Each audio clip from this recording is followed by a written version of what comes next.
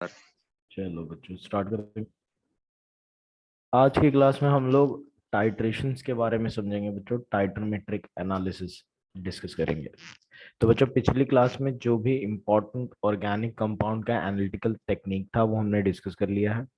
ठीक है, जितना तुम लोग को प्रैक्टिकल प्रिंसिपल से रिलेटेड टू प्रैक्टिकल केमिस्ट्री पढ़ाया गया वही कॉन्सेप्ट सिर्फ इम्पोर्टेंट है बच्चों, उसको याद रखना है। उस पे बेस्ड सवाल पूछे जाते हैं जे मेंस के लेवल में। ठीक है, जे एडवांस के लेवल में बच्चों ज्यादा नहीं, थोड़े बहुत एसिड रेडिकल और बेसिक रेडिकल एनालिसिस के सवाल बनते हैं, वो हम लोग डिस्कस करेंगे। ठीक है, बाद में। तो इस चैप्टर में हम लोग को सिर्फ उतना ही अभी देखना है जितना ऑर्गेनिक कंपाउंड्स के प्रिंसिपल्स हैं हमने जो पिछली क्लास में डिस्कस किए थे। तो उसको एक बार दो बार अच्छे से रिवाइज कर लेना है बच्चों तुम लोग के बुक से। सिर्फ फिजिकल टेक्निक्स अपने को बिल्कुल याद रखने की जरूरत नहीं है। और इनऑर्गेनिक में कुछ टॉपिक्स हैं जो इम्पोर्टेंट है वो हम लोग डिस्कस करेंगे, जैसे कि बोरैक्स स्पीड टेस्ट, जो तुम लोग को हुआ भी होगा 11th स्टैंडर्ड में। बच्चों टाइट्रोमेट्रिक एनालिसिस ये कभी तुम लोगों ने पढ़ा नहीं होगा, तो इसके लिए ये टॉपिक कराना जरूरी है और इस पे बेस्ड सवाल भी बन जाते हैं। तो आज की क्लास में हम लोग डिस्कस करेंगे टाइट्रेशंस और टाइट्रोमेट्रिक एनालिसिस के बारे में।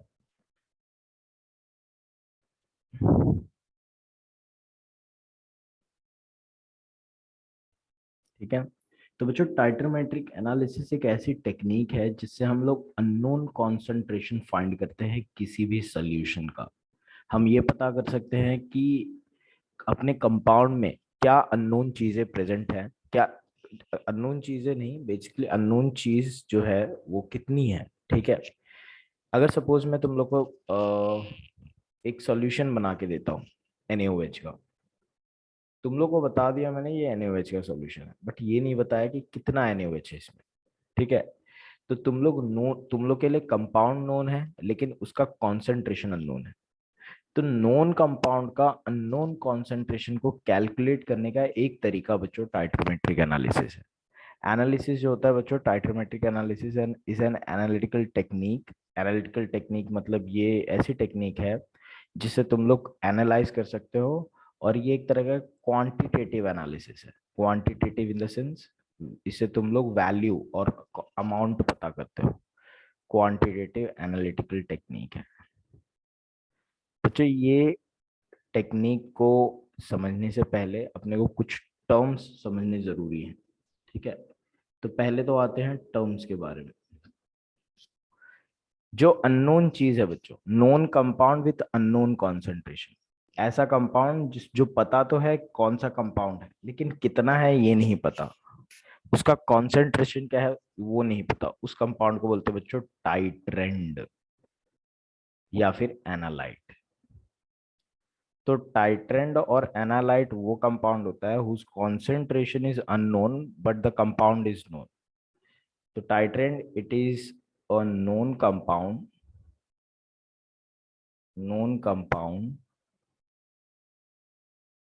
With unknown concentration.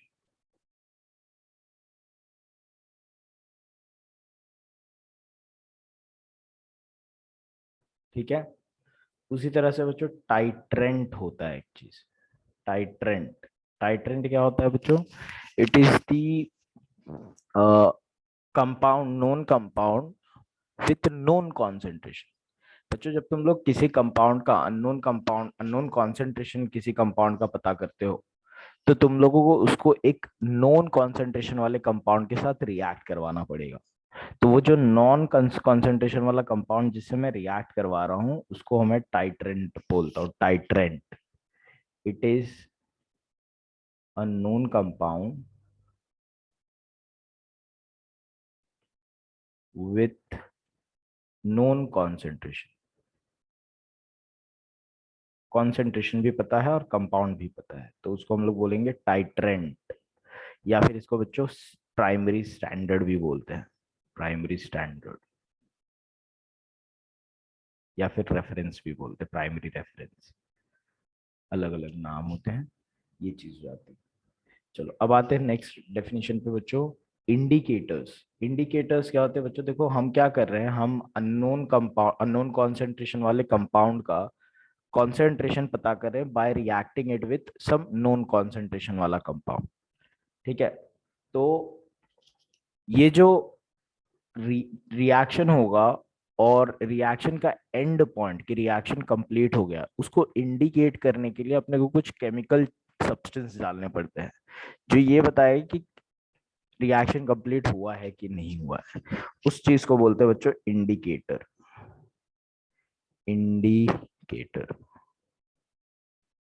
ठीक है। तो इंडिकेटर क्या चीज होती है? इट इज अ सब्सटेंस और chemical substance used to indicate the end point of the reaction, ठीक है। उसी तरह से बच्चों कुछ टर्म्स और होते हैं। ये एंड पॉइंट क्या होता है? And point, it is the point, it is the concentration, actually it is not the point, it is the concentration of titrant at which a visible change is observed, visible change is observed, ठीक है। तो बच्चों वो point, जैसे कि मैं reaction करा रहा हूँ टाइट्रेंड को एनालाइट को टाइट्रेंट के साथ मैं रिएक्ट करवा रहा हूँ। तो जब मैं रिएक्ट करवा रहा हूँ और जब तक रिएक्शन करा रहा हूँ, जब तक मेरे को कोई विजिबल चेंज ना दिख जाए, बच्चों हम लोग को कैसे पता चलेगा रिएक्शन हुआ है कि नहीं? हमको तो ऐसे ही पता चलेगा ना, जब कोई चेंज हो रहा है, कोई प्रेसिपिटेट बन रहा है, फिर कलर चेंज हो रहा है, टर्बिडिटी प्रोड्यूस हो रही है, तो ऐसे ही पता चलता है बच्चों। तो जब इनमें से कुछ ना कुछ ऑब्जर्वेशन जब हम लोग को दिखने लगे, तो हम लोग बोलेंगे कि भाई एंड पॉइंट रीच हो चुका है। समझ में आ गई बात? बच्चों एक मेरे को बात एक चीज है, एक बात याद रखना। हमेशा जब रिएक्शन कंप्लीट हो जाता है, जैसे तो HCl है, NaOH है, HCl और NaOH को मैंने रिएक्ट किया। जब HCl NaOH के साथ पूरा रिएक्ट कर जाएगा, वो कॉन्सेंट्रेशन, वो मोल जिसपे HCl पूरी तरह से NaOH से रिएक्ट कर जाएगा, उस पॉइंट को बोलते हैं बच्चों इक्विवेलेंस पॉइंट। इक्विवेलेंस पॉइंट वो पॉइंट होता है जिसपे रिएक्शन हो चुका होता है, और एंड पॉइंट हमेशा हल्का सा ज्यादा होता है बच्चों इक्विवेलेंस पॉइंट पे। समझ में आ रही बात बच्चों? चेंज ऑब्जर्वेबल चेंज को बोलते हैं एंड पॉइंट, ठीक है। मतलब अगर तुम लोग को रिएक्शन में कोई चेंज दिख रहा है तो एंड पॉइंट है। बच्चों चेंज दिखने के लिए थोड़ा सा कंसंट्रेशन हमेशा ज्यादा हो ही जाता है। तुम लोग एग्जैक्ट उसी पॉइंट पे नहीं बता सकते। देखो अगर रिएक्शन कर रहे हो तो एग्जैक्ट उसी मोल पे हम लोग एंड पॉइंट नहीं बता पाते, थोड़ा सा तो कुछ ना कुछ तो एरर होगा, राइट। जैसे कि सब 10th ड्रॉप पे रिएक्शन कंप्लीट हो गया, तो ऐसा जरूरी थोड़ा ना कि 10th ड्रॉप डाला तभी ऑब्जर्वेबल चेंज होगा। थोड़ा सा एक दो ड्रॉप एक्स्ट्रा डालने पे तुम लोगों को रिएक्शन कंप्लीट हो जाता है, मतलब ऑब्जर्वेबल चेंज दिखता है। तो उस पॉइंट को जिस पे रिएक्शन एग्जैक्टली खत्म हो चुका है, उसको इक्विवेलेंस पॉइंट पढ़ते हैं। इक्विवेलेंस पॉइंट पे रिएक्शन, पूरे रिएक्टेंट जितने होते हैं, रिएक्टेंट के मोल हमेशा number of moles of products के इक्वल होते हैं, ठीक है। इसको बोलते हैं बच्चों लॉ ऑफ इक्विवेलेंस, ठीक है। तो इक्विवेलेंस पॉइंट क्या होता है? जहां पे रिएक्शन कंप्लीट हो चुका है। हमेशा एंड पॉइंट बच्चों इक्विवेलेंस पॉइंट से थोड़ा ज्यादा पे आता है, तो कुछ ना कुछ एरर हमेशा रहता है। इस एरर को बोलते हैं हम लोग titration error. Equivalence point, it is the concentration of titrant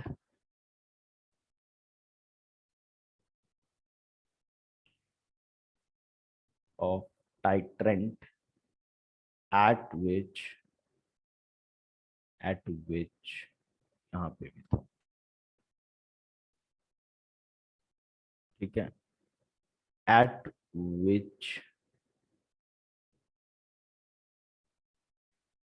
the reactants or the titrant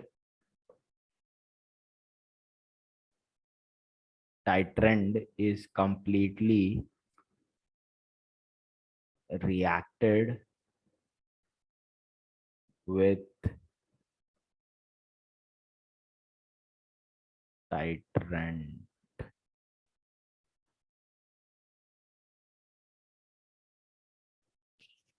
तो समझ में आ गई बात बच्चों, इक्विवेलेंस पॉइंट क्या होता है? किसी को सारे टर्मिनोलॉजीज में कुछ भी प्रॉब्लम? तो बच्चों टाइट्रेंट और एनालाइट वो नोन कंपाउंड होते हैं विद अननोन कॉन्सेंट्रेशन। टाइट्रेंट और प्राइमरी स्टैंडर्ड बच्चों it is the known compound with known concentration. What happens in titrometric analysis is we react this titrant and titrant. We react the compound with a known concentration with the compound with unknown concentration.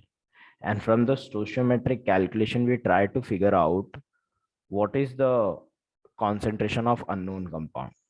ठीक है बच्चों, याद रखना जब कभी भी titration करते हो तुम लोग, जब टाइट्रेंट और टाइट्रेंट को रिएक्ट करते हो तो हमेशा दोनों के बीच में रिएक्शन होने के बाद एंड पॉइंट दिखाई देना चाहिए.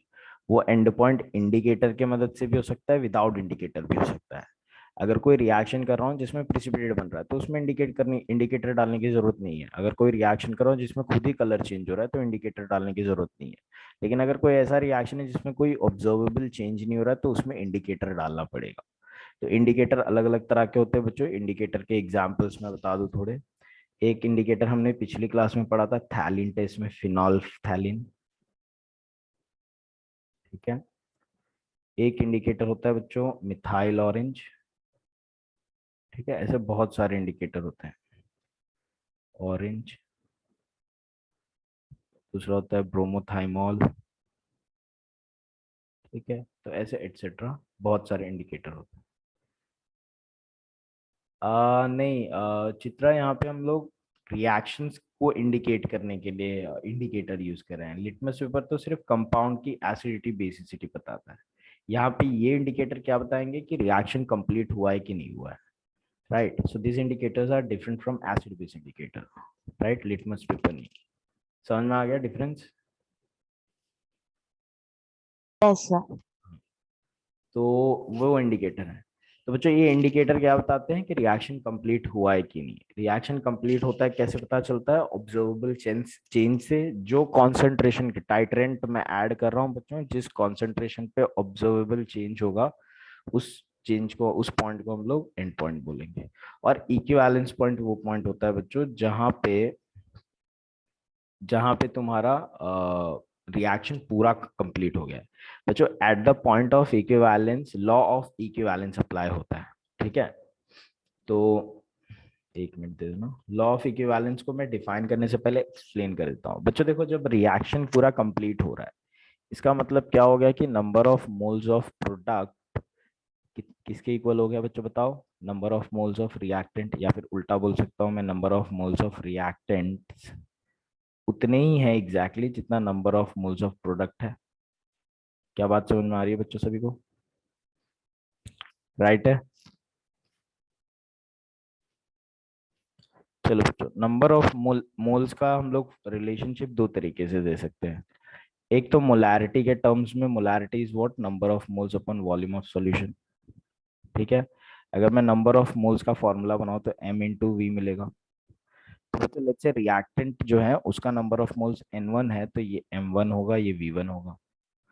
और प्रोडक्ट का नंबर ऑफ मोल्स हो जाता है n2 तो ये हो जाएगा m2 इंटू वी2.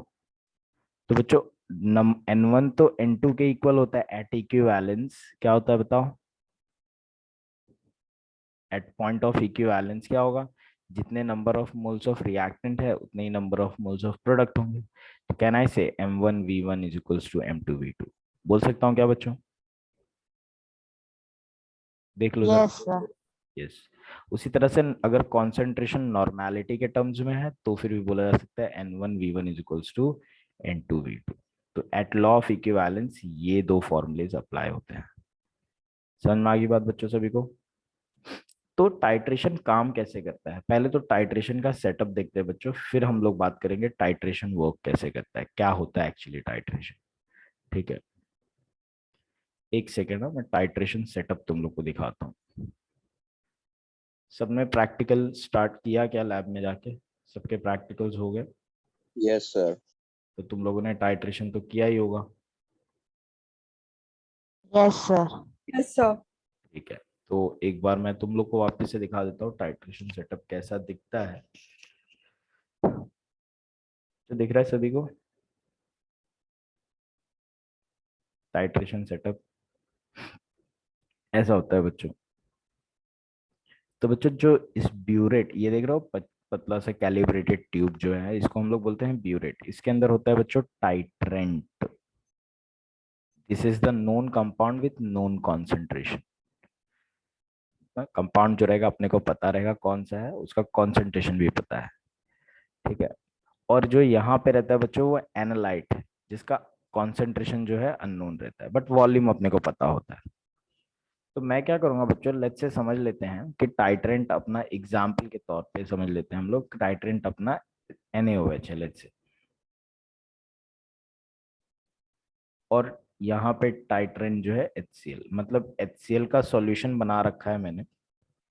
ये SKMNO4 वाला भी कर सकते हो तुम लोग। मैं यहाँ पे सिंपल एग्जांपल लेता हूँ कि तुम लोगों को टाइट्रेशन का सेटअप समझ में आए। तो बच्चों हम लोग ले लिए हैं नॉन कॉन्सेंट NaOH। NaOH जो है बच्चों टाइट्रेंट है। टाइट्रेंट है मतलब पता है वो NaOH है, और उसका कॉन्सेंट्रेशन क्या है वो भी मेरे को पता है। तो लेट्स से इसका कॉन्सेंट्रेशन जो नोन है वो मान लेते हैं 0.1 मोलार है, ठीक है। HCl जो बच्चों टाइट्रेंड है, मतलब ये कितना वॉल्यूम है वो तो पता है, लेकिन उसके अंदर कितना HCl है वो नहीं पता मुझे, ठीक है। वॉल्यूम इसका मेरे को पता है, वॉल्यूम तो मैं मेजर भी कर सकता हूँ ना मेजरिंग सिलेंडर में डाल के। तो मैं ये वॉल्यूम जानता हूँ कितना है, और ये जो है इसका कॉन्सेंट्रेशन मेरे को नहीं पता, तो एक्स मोलार है, कॉन्सेंट्रेशन नहीं पता मुझे। तो मैं क्या करूंगा बच्चों, अब धीरे धीरे करके मैं ये जो वाल्व है इसको रोटेट करूंगा, और ड्रॉप बाय ड्रॉप मैं इसके अंदर अपना टाइट्रेंट ऐड करूंगा। जब टाइट्रेंट्स के ड्रॉप ऐड होंगे यहाँ पे, तो ऑब्वियसली वो अंदर जो HCl प्रेजेंट होगा इस पूरे वॉल्यूम में उसके साथ रिएक्ट करेंगे। बच्चों अपने को फ्लास्क जो है कॉनिकल फ्लास्क, उसको गोल गोल घुमाते रहना है कि अच्छे से टाइट्रेंट मिक्स हो जाए टाइट्रेंट के अंदर। और जब रिएक्शन हो जाएगी, जब पूरा NaOH सारे HCl से रिएक्ट कर जाएगा, तो बच्चों इसके अंदर एक इंडिकेटर हम लोग डाल के रखते हैं जिसका नाम है फिनोल्फ्थलीन। बच्चों याद है पिछली क्लास में हमने देखा था फिनोल्फ्थलीन जब एक्स्ट्रा NaOH के साथ रिएक्ट होता है तो पिंक कलर का बन जाता है। क्या सभी को याद आ रही है बात? पिछली क्लास में हमने देखा था principles related to practical chemistry में। याद आ रही है बात बच्चों? Yes, no? Yes, sir. एक बार दिखा देता हूँ अगर याद भी आ रहा है तो। ये था ना बच्चों हम लोग का principles related to practical chemistry. इसके अंदर फिनॉल का जो टेस्ट था उसके अंदर थैलिन टेस्ट में हमने ये सारी चीजें देखी थी। स्टेट टेस्ट सारे बहुत इंपॉर्टेंट हैं, तो अच्छे से करना है। जो इंपॉर्टेंट चीजें हैं वही कराई जा रही है तुम लोगों को। ये वाला देखो, ये देखो फिनॉल्फ्थलीन है। जब एक्स्ट्रा NaOH जब इसको मिलता है तो उसके बाद वो पिंक कलर का कॉन्जुगेट कंपाउंड बना लेता है, ठीक है। तो ये था बच्चों कन्वर्जन। याद आ रहा होगा सभी को, या फिर नहीं आ रहा होगा तो शायद अब देख के याद आ गया हो। तो इस तरह से फिनोल्फ्थलीन में बेस के कांटेक्ट में आता है तो पिंक कलर का कंपाउंड बना लेता है। बच्चों क्या हो रहा था कि जब मैंने रिएक्शन स्टार्टिंग में किया और फिनोल्फ्थलीन अंदर था, ये एनालाइट के साथ साथ हम फिनोल्फ्थलीन भी ऐड कर देते, लेकिन वो पिंक कलर नहीं देगा क्योंकि वो जो मेरा बेस है पूरा किसके साथ रिएक्ट हो जा रहा था, HCl के साथ। तो कोई विजिबल चेंज दिख नहीं रहा था। समझ में आई बात बच्चों, क्यों पिंक कलर नहीं दिखेगा स्टार्टिंग में? क्योंकि जो भी NaOH मैं डाल रहा हूँ वो किसके साथ रिएक्ट कर जा रहा है, HCl के साथ। लेकिन जब सारा HCl खत्म हो जाएगा और उसके बाद एक एक्स्ट्रा ड्रॉप जो डालोगे, वो किसके साथ रिएक्ट करेगा बच्चों? अब तो HCl नहीं बचा, तो अब वो किसके साथ रिएक्ट करेगा बताओ? Phenolphthalein. फिनोल्फ्थलीन के साथ। और इसके वजह से कौन सा कलर आएगा बच्चों बताओ? Pink. पिंक कलर आएगा, राइट। तो पिंक कलर अपने को देखने को मिलेगा। बच्चों मैं तुम लोगों को बता दूं कि पिंक कलर जो आ रहा है ये विजिबल चेंज है, ये इंडिकेट करता है रिएक्शन खत्म हो चुका है, रिएक्शन हो चुका है। लेकिन इसका मतलब ये नहीं कि पिंक कलर आएगा तभी रिएक्शन हो चुका है। बेटा रिएक्शन तो पहले ही खत्म हो चुका है, तभी तो वो एक्स्ट्रा मोल रिएक्ट करके फिनोल्फ्थलीन के साथ चेंज दे रहा है ना, है कि नहीं? है कि नहीं? पिंक कलर के पहले ही रिएक्शन खत्म हो चुका है। समझ रहे हो तुम लोग? क्या बच्चों बात समझ में आ रही है सभी को? जब मैं HCl के साथ NaOH को रिएक्ट करा दे रहा हूँ, जब रिएक्शन हो जा रहा है तो वो एक्स्ट्रा ड्रॉप जो है फिनोल्फ्थलीन के साथ रिएक्ट करेगा ना। तो जो कॉन्सेंट्रेशन हम लोग नोट कर रहे हैं विजिबल, वो क्या एग्जैक्ट राइट कॉन्सेंट्रेशन है बच्चों? क्या वो इक्विवेलेंस पॉइंट को इंडिकेट करता है? बताओ, क्या वो कॉन्सेंट्रेशन जो वो वॉल्यूम ऑफ NaOH जो मैंने ऐड किया है वही पूरा वॉल्यूम रिएक्ट कर गया है क्या HCl के साथ? वो एक लास्ट एक्स्ट्रा ड्रॉप जो था बच्चों, वो तो फिनोल्फथालीन के साथ रिएक्ट कर रहा है, तभी तो पिंक कलर आ रहा है। तो ये जो है डिफरेंस वॉल्यूम का, ये थोड़ा सा एरर दे रहा है बच्चों। जो तुम लोग देख रहे हो वो एंड पॉइंट है, इक्विवेलेंस पॉइंट पहले आके चला गया, तो थोड़ा सा एरर हमेशा टाइट्रेशन में होता है। इसके लिए टाइट्रेशन इतने ज्यादा सेंसिटिव टेक्निक्स नहीं है। तो बच्चों मेरे को HCl का वॉल्यूम पता था, लेट्स से इसका वॉल्यूम है 100 ml, वॉल्यूम तो मेरे को पता है। टाइट्रेंट जो है बच्चों, मैंने उसको ऐड करना स्टार्ट किया और मैंने देखा 50 ml पे ये जो पूरा वॉल्यूम था ये 100 था, पहले 100 ml था, लेकिन अब सिर्फ 50 ml बचा है। तो कितना यूज हो गया बच्चों बताओ, कितना यूज हो गया? 50 ml कंज्यूम हो गया। 50 ml पे मेरे को फेंट पिंक कलर आया, हल्का पिंक कलर आया। जितना हल्का आएगा तो बच्चों उतना कम एरर हो रहा है, ठीक है। तो फेंट पिंक कलर आ रहा है बच्चों 50 ml पे। So I now know the concentration of my titrant and the volume of titrant used to react with it, ठीक है। तो कितना है बच्चों, M1 मेरे को टाइट्रेंट का पता है 0.1 और उसका वॉल्यूम जो रिएक्ट हो रहा है 50 ml है। M2 मेरे को नहीं पता, कॉन्सेंट्रेशन मेरे को नहीं पता, लेकिन वॉल्यूम मेरे को पता है 100। तो क्या मैं बच्चों अननोन कॉन्सेंट्रेशन नहीं कैलकुलेट कर सकता क्या? क्या फॉर्मूला होता है बच्चों? At point of equivalence M1V1 is equals to M2V2। तो सब्स्टिट्यूट करो तो जरा value 0.1 into 50 is equals to x into 100। तो बच्चों x क्या निकल जाएगा? 0.1 इंटू 50 अपॉन 100। कितना आ रहा है बच्चों बताओ? 0.5 अपॉन 10, 0.05 मोलर। देखो जो अननोन कॉन्सेंट्रेशन है वो पता कर लिया कि नहीं कर लिया बच्चों बताओ? आसान है, समझ में आया कैसे कैलकुलेशंस कर रहा हूं मैं? Yes, sir. ठीक है। तो बच्चों ये चीज होती है, बेसिक प्रिंसिपल है टाइट्रेशन में। टाइट्रेशन का सबसे बड़ा एप्लीकेशन तो यही होता है कि इसे अननोन कॉन्सेंट्रेशन किसी भी इलेक्ट्रोलाइट का फाइंड आउट करने के लिए यूज करते हैं, ठीक है। अननोन कॉन्सेंट्रेशन तुम लोग पता कर सकते हो किसी भी टाइट्रेंड या फिर एनालाइट का। याद रखना, जो चीज अपने को पता नहीं होती है उसको हमेशा कॉनिकल फ्लास्क में लेना है, जो चीज का कॉन्सेंट्रेशन अपने को पता है उसको ब्यूरेट में लेना है, ठीक है। तो टाइट्रेंट हमेशा ब्यूरेट में होंगे, टाइट्रेंड हमेशा कॉनिकल फ्लास्क में होंगे।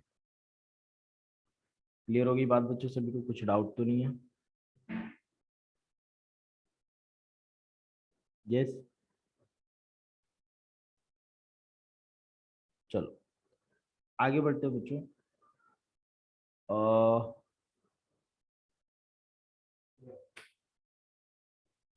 ठीक, आगे बढ़ते हैं हम लोग।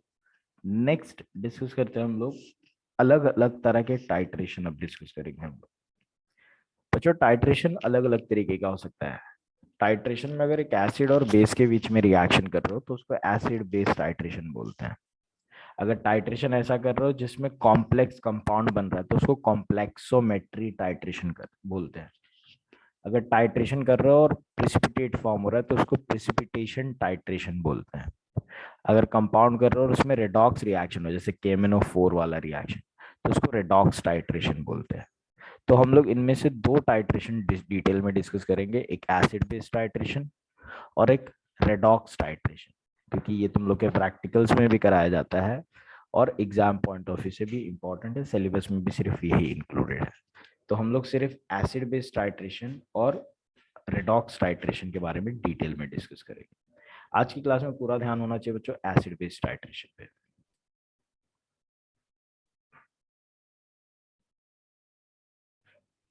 तो बच्चों एसिड बेस्ड टाइट्रेशन में भी अलग अलग तरह का टाइट्रेशन होता है। पहला तो तुम लोग टाइट्रेशन कर सकते हो स्ट्रॉन्ग एसिड और स्ट्रॉन्ग बेस के बीच में, ठीक है। दूसरा टाइट्रेशन हो सकता है बच्चों वीक एसिड और स्ट्रॉन्ग बेस के बीच में।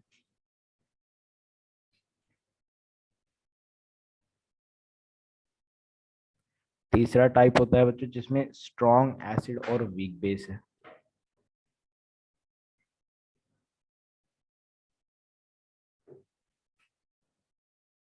और फोर्थ टाइप होता है जिसमें वीक एसिड और वीक बेस है।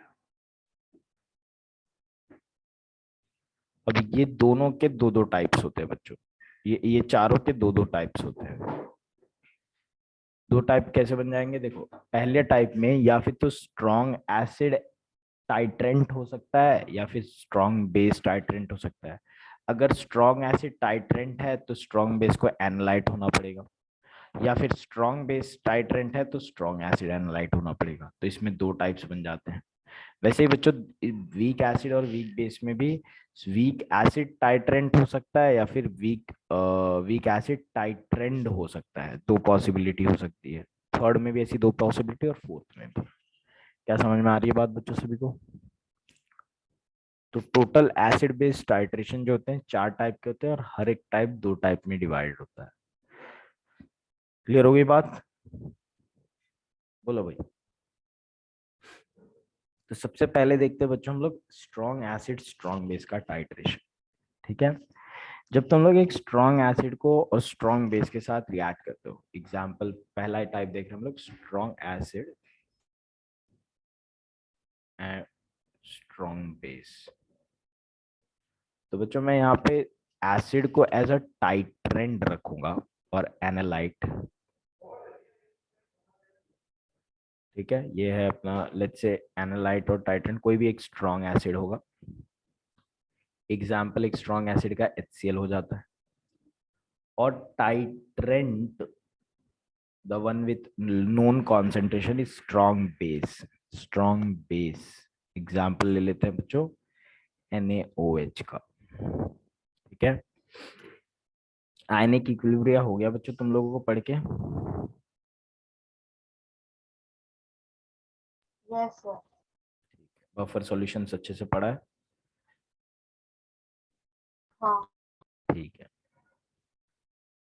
चलो 1 मिनट दे देना मुझे। तो बच्चों कैसा बनेगा ग्राफ वो देखते हैं।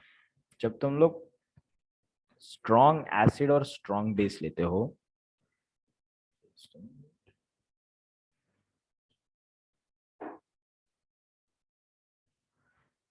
तो ऐसे होता है बच्चों टाइट्रेशन कर्व। टाइट्रेशन कर्व्स क्या होते हैं? तो जब तुम लोग टाइट्रेशन कर रहे हो तो हर अलग अलग हर एक ड्रॉप के बाद क्या पीएच हो रही है, उस पीएच को अगर वॉल्यूम ऑफ टाइट्रेंट कितना ऐड किया है उसके अगेंस्ट प्लॉट कर दोगे तो उस कर्व को बोलते हैं हम लोग टाइट्रेशन कर्व। टाइट्रेशन कर्व क्या होता है बच्चों? It's a curve plotted pH versus volume of titrant,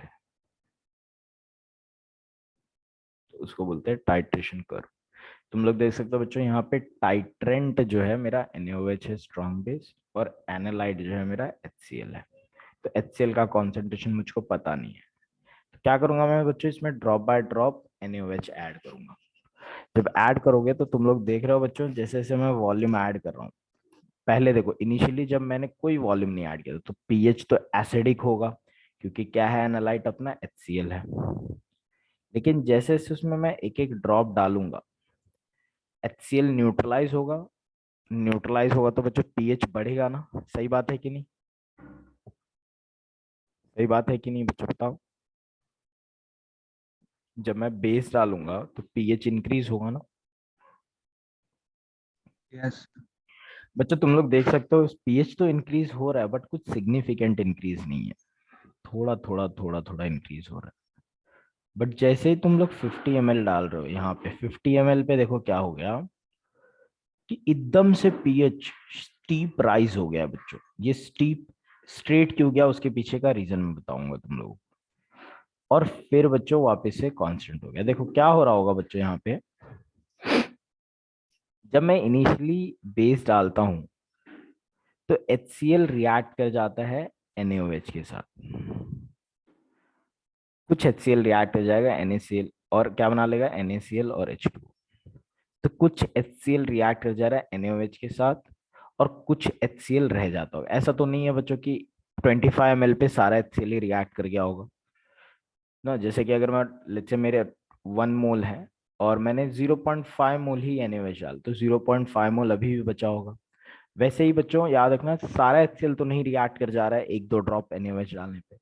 तो कुछ जो HCl हैं रिएक्ट हो जा रहे हैं NaOH के साथ और NaCl बना ले रहे हैं, और कुछ HCl वैसे के वैसे हैं। बच्चों यहाँ पे क्वेश्चन ये होता है कि इधर पे इतना जल्दी इतना ज्यादा पीएच क्यों नहीं चेंज हो रहा था, बेस डालने पे पीएच इतना चेंज क्यों नहीं हो रहा है बच्चों। ठीक है, ये क्वेश्चन है।